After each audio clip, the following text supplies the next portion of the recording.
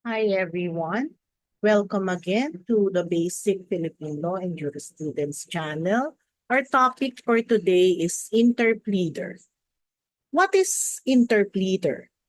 Okay, interpleader is an action which is availed of whenever conflicting claims upon the same subject matter is made between two or more persons who claims no interest or an interest in whole or in part is not disputed by the claimants. He may bring an action against the conflicting claimants to compel them to interplead and litigate their several claims among themselves. Okay, how do you file an action for interpleader under Rule 62?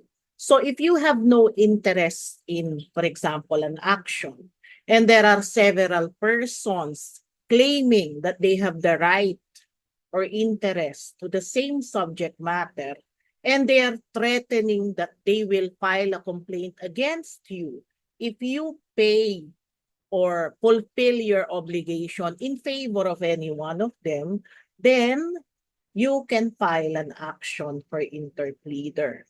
Now, how do you file it?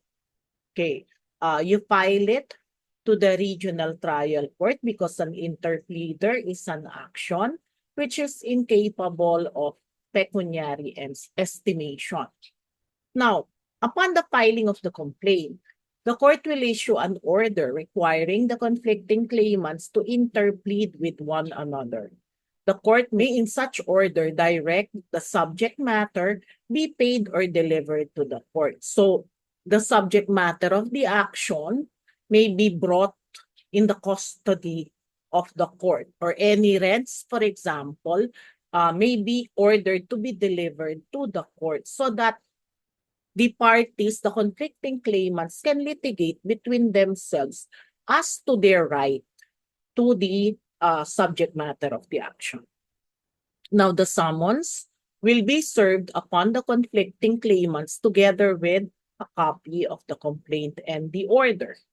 Now, is a motion to dismiss allowed in an action for interpleader? Okay, under Section 4 of Rule 62, so within the period for the filing of an answer, which is 30 days from the receipt of the summons, each claimant may file a motion to dismiss on the ground of impropriety of the interpleader action or on other appropriate grounds specified in Rule 16.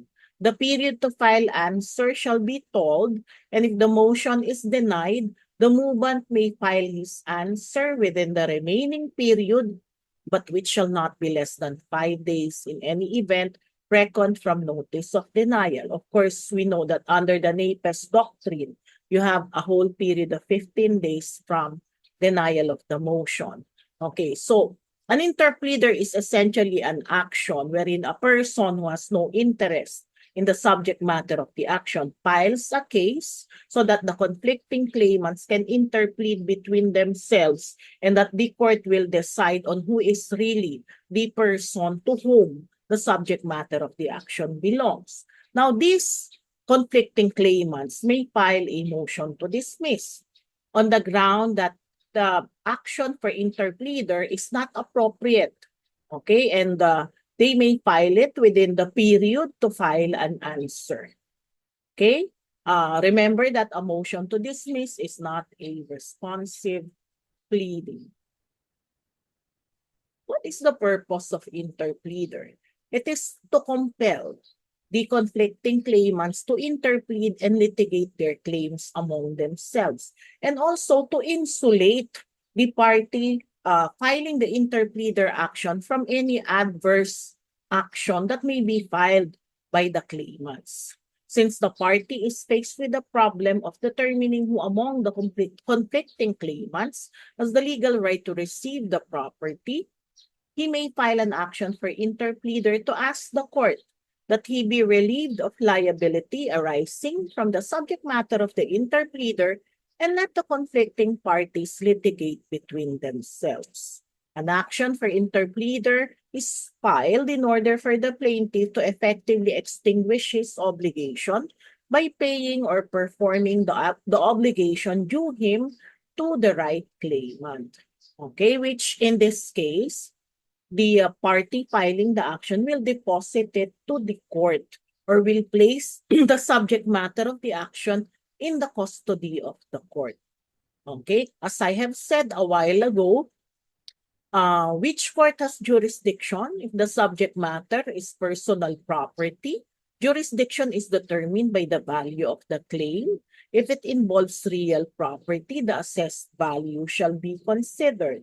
So 2 million pesos or less in the first level in case of personal property, and an assessed value of 400,000 or less in the first level if it is real property. And all the others, it is with the second level or the regional trial court. The essence of interpleader is the deposit of the property or funds in controversy with the court. Failure of the plaintiff to deposit the funds will make him liable for the interest. We have the case of Ocampo versus Tirona. So Ocampo bought the subject land from Breton, heir of the registered owner. The possession and administration of the land are claimed to be already in Ocampo's management, even though the title is not yet in his name. Tirona, on the other hand, is a lessee, occupying a portion of the land. Now, Tirona is invoking her right of first refusal, temporarily stop paying her monthly rentals. So an unlawful detainer case was filed by Ocampo against Tirona. Now the MTC ruled in favor of Ocampo, holding that Tirona's non-payment of rents rendered her occupation of the subject land illegal. Said decision was elevated on appeal to the RTC. In the meantime, a motion for execution pending appeal was granted. In a petition for review, the appellate court ruled that until the partition of the estate is ordered by the RTC of Pasay in the pending partition, proceedings and the share of each co-heir is determined by metes and bounds. Ocampo cannot rightfully claim that what he bought is a part of the property occupied by Tirona. Tirona should have used reasonable diligence. Tirona did not have awaited actual institution of a suit by Ocampo against her before filing an action for interpleader. An action for interpleader is proper when the lessee does not know the person to whom to pay rentals due to conflicting claims on the property. The remedy is afforded not to protect a person against double liability, but to protect him against double vexation in respect of one liability. When the court orders that the claimants litigate among themselves, there arises in reality a new action, and the former are styled interpleaders. And in such a case, the pleading which initiates the action is called a complaint for interpleader. So the remedy of interpleader is for the purpose of protecting a person against double liability. When the court orders that the claimants litigate between themselves, there is in reality a new action, and the former are styled as interpleaders. In such a case, the pleading which initiates the action is called a complaint for interpleader. Okay, we now go to the case of Eternal Gardens versus Court of Appeals. Okay. In a complaint for interpleader, it requires that the person who filed the case must deliver the subject matter of the action to the court, which in effect is a consignation. Now, consignation produces the effect of payment. So it relieves the interpleader of his obligation. Okay? And the conflicting claimants will be the one who will litigate between themselves, and the court will determine who is really entitled to the subject matter of the action. Now, the rationale for consignation under the case of Eternal Gardens versus Court of Appeals is to avoid the performance of an obligation becoming more onerous to the debtor by reason of causes not imputable to him. So in this case, Eternal Gardens filed an interpleader action, the essence of which, aside from the disavowal of interest, is the deposit of the property with the court. So in this case, it will show that the petitioner admitted that in interpleader, it is still obligated to pay certain amounts to the respondent. It claims no interest in such amounts and is willing to pay whoever is declared entitled to the said amounts. The essence of an interpleader, aside from the disavowal of interest, is the deposit of the property or funds in controversy with the court. It is a rule founded on justice and equity, that the plaintiff may not continue to benefit from the property during the pendency of the suit at the expense of whoever will ultimately be decided as entitled thereto. Okay, so we have previously discussed that a motion to dismiss may be filed in an interpleader action. Okay, how about an answer? Is an answer required in an action for interpleader? Remember that summons will be served to the conflicting claimants.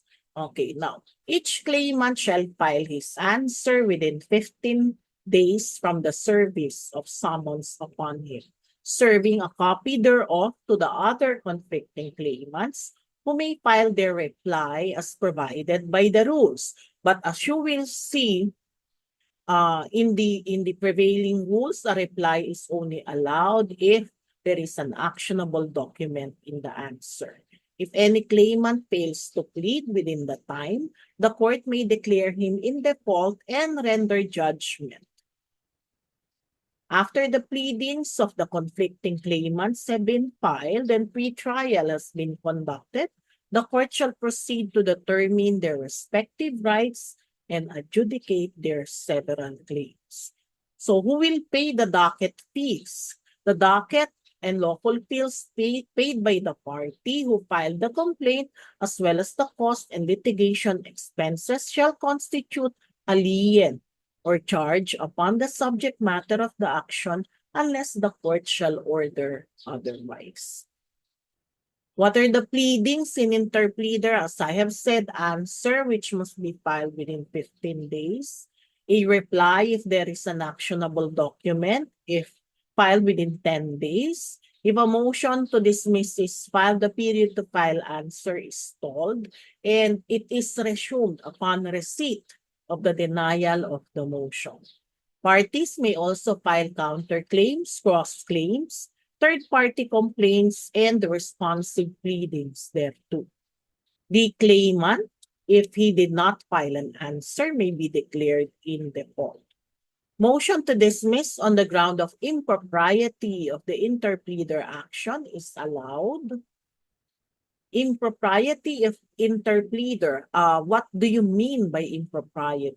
If it does not satisfy the requirements of an interpleader action, when the claims are not conflicting, or that they do not involve the same subject matter, or if the claims are not directed against the same person or party. Okay, we have the case of RCBC versus MetroCap. For failure of LACON to settle its loan obligations, RCBC filed extrajudicial proceedings. Now, in the bidding, RCBC is the highest bidder. LACON filed an action to nullify the extrajudicial foreclosure sale. RCBC consolidated its ownership over the property. So RCBC demanded payments from MetroCan, which was leasing the mortgage property from LACON. LACON filed an action for unlawful detainer against MetroCan before the METC. MetroCan filed a complaint for interpleader against LACON and RCBC. The trial court ordered the dismissal of the case insofar as Metrocan and Lacon were concerned in view of an amicable settlement that they entered into. Judgment was rendered in the unlawful detainer case, which ordered Metrocan to pay Lacon whatever rentals due on the subject premises. So by reason thereof, Metrocan and Lacon separately filed a motion to dismiss in the interpleader case because of the judgment of the first level court in the unlawful detainer case wherein Lacon prevailed.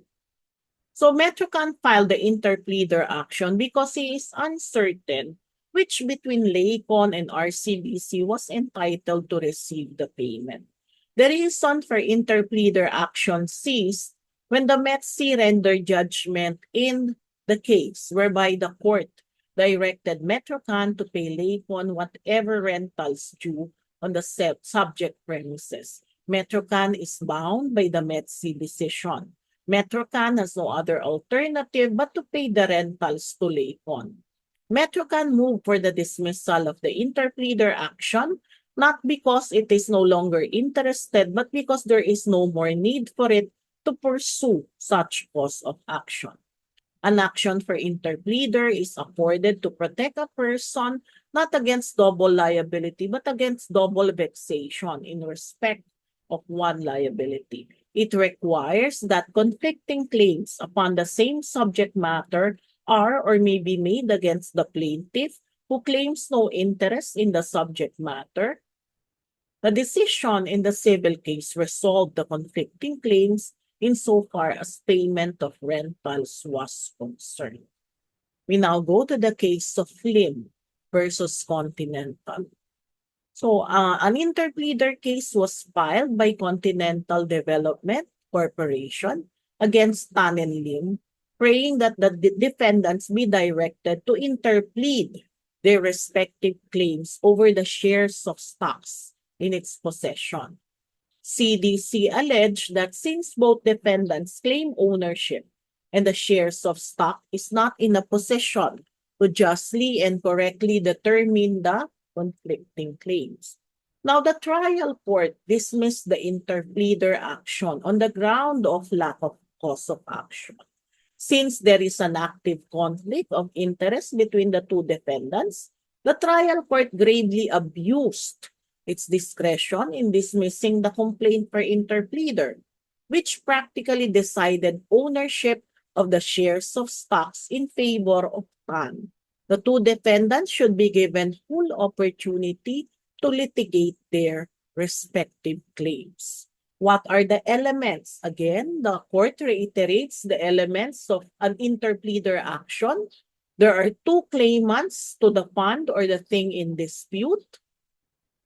The claims must be adverse before relief can be granted, and the party sought to be interpleaded must be in a position to make effective claims. The fund, thing, or duty over which the parties assert adverse claims must be one and the same and derived from the same source. Okay? So, same subject matter, two conflicting claimants, and the party filing the interpleader action must not be interested in the subject matter of the action. Okay, its only interest is to be relieved of liability by depositing the subject matter of the action to the court. So that's it for interpleader. Thank you for listening.